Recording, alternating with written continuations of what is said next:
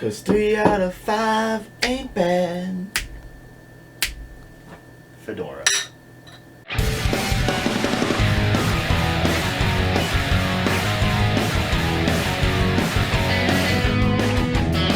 Okay, so we're gonna keep sipping this while we go on to our next subject. So, Matthew, last night was WrestleMania Part 1 and tonight is Part 2. But we could go on and on talking about WrestleMania because it's just a long event, but let's talk about the highlight of the night. So the highlight of the night was Stone Cold Steve Austin came back for his possibly his last match. After 19 years. 19 years. His last match was in 2003? I think so.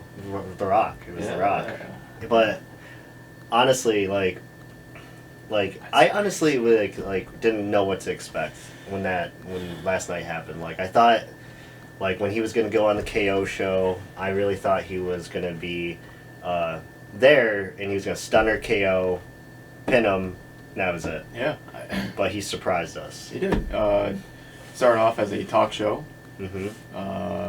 which, the dirt sheets and everybody was saying that it wasn't gonna be a match. It was just gonna be KO and Austin sitting down, and like you just said, probably ending with Austin giving him a stunner or something. Which either way, just having Austin on TV was pretty cool. Yeah, no, it's always a blessing to have Austin on TV, but to have him come back to be like, give me a ref, and once that bell rang, it's just like, at first I was just like I said, I thought he was gonna stunner and pin him. Be like that. But yeah, it was a full 13-minute match. Are you sure it was 13? 13 minutes. Okay. 13 minutes and some change. Okay. But yeah, it was a full match. I thought it was longer. Like the 13 minutes. It didn't feel like 13 minutes because we were trying, where Matt and I grew up on wrestling, Attitude Era, the best era. Like, you can debate that all you want. It was the best. I'm going to tell you wrong every single time. Yeah, we both will. Yeah. And so it just brought that feeling back. Yeah. Because he was like, he says, all these people are going to call you an asshole. And then asshole. Like kids, women were just all screaming asshole at Kevin Owens. Crazy. But I will say, going back to KO though, he did sell it really well. KO did a very amazing. He was a good heel. He was very well done because he sold that match up until WrestleMania. Like, it was just him doing all the promos and all that shit. Yeah, because you didn't know what to expect. Like, honestly, I thought, like I said, just Austin was just going to come out, stunner him, and that's it. But so much more than I expected. Austin took a bump. And bump in wrestling terms. No holds barred match. No, yeah, that was the thing. It was no holds barred, right? So yeah. You can just go anywhere in the arena. And disqualifications were And Austin's had histories of neck issues. And that's one of the things that has forced him to retire. In 2003 being his last match, but he took a suplex on the concrete out in the crowd by KO, and I looked at AJ and I said, "Oh my god!" Matt and I were so nervous, but at the same time, he's been caring for himself for you got to think about it. 19 years, he's been caring about his health. I felt like Simba trying to tell Mufasa to get up after he took that bow. Like, get up!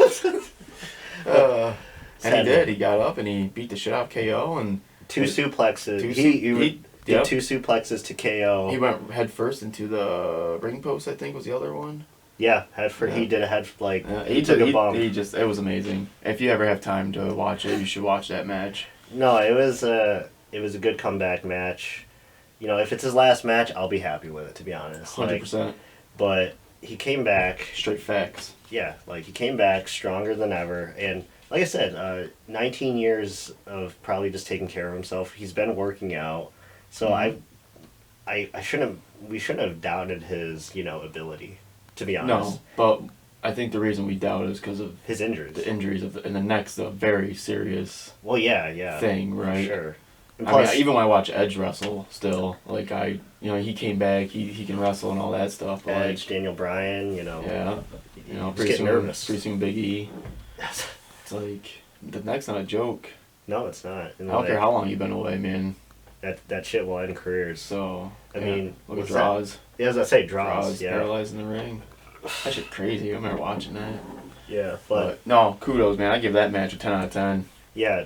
Or in our case, a 5 out of 5. Yeah, 5 out of 5. I mean, we could put it up here if we want, but just still blows it out of the water. Yeah, it was amazing. WrestleMania Night 1 in general was amazing.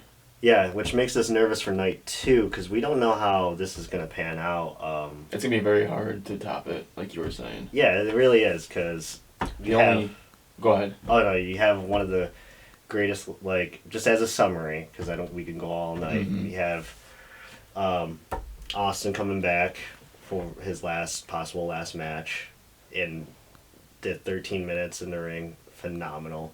And then you had Cody Rhodes coming back to the WWE Universe. Chronicle's son has returned. Yes. And Suck it, AEW. Any other person you want to... Suck it. Schmadam. Flatlin. Okay, so anyways, yeah. Cody Rhodes came back. Bianca Belair won. And That was a good match, too. That was a great match. We saw Rick Boogs tear his quadricep muscle. Yeah, good luck with that, with recovery for that. I felt bad for that, but he's still a boss. It's just gonna be hard to top last night. So to wrap it all up, though, like Matt and I were talking last night, like saying like last night was so unpredictable, where like The Rock could have came back, confronted Austin, and won all these match. dream scenarios. Yeah. And so night 1 was amazing. So tonight we're going to watch night 2. May do a review on it next week. Who knows? But just to top off night 1, I haven't been happy for the past few WrestleManias, not going to lie. But last night definitely made up for that. So definitely here's to Stone Cold Steve Austin. Here's to you. Also, here's to The Undertaker. Shout out to The Undertaker. Hall of Fame. Retire in peace. Oh, I see what you did there. Yeah. This beer sucks.